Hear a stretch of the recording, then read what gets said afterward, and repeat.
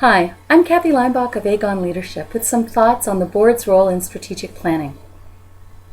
I suggest that the board is responsible for guiding the strategic planning process. After all, the primary role of the board is to direct the organization for a successful future. Now, some of you may be saying, but we're only part-time with the organization. The staff are full-time, so they're the best people to develop the strategic plan, and then we'll approve it afterwards.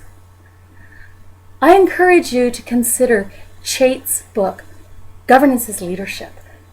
If the board is truly going to lead the organization, it has to be setting strategic direction.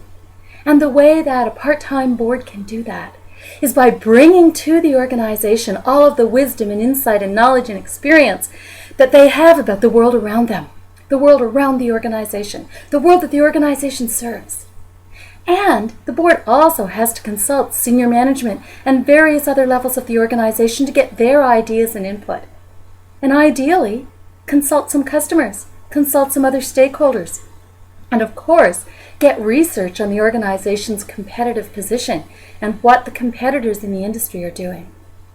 When all of that information is gathered, a retreat with the board and the senior management, and potentially some other stakeholders, including other levels of staff as well, is an ideal place for everyone to dig into the gathered information. Consider the multiple perspectives that have been suggested in maybe a survey or focus groups. And think hard about how do we improve the future of the organization? What are we not doing now that, if done, would take the organization to another step?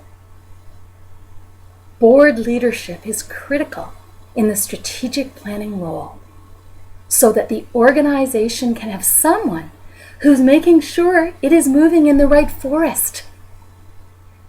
It's very hard for people that are full-time in the organization to step back and take a look. It's so easy for even an excellent senior management team to get swayed by their operational reality. And strategic planning requires looking from 10,000 feet. Therefore, when the board guides the strategic planning process, you're on the pathway to governance excellence.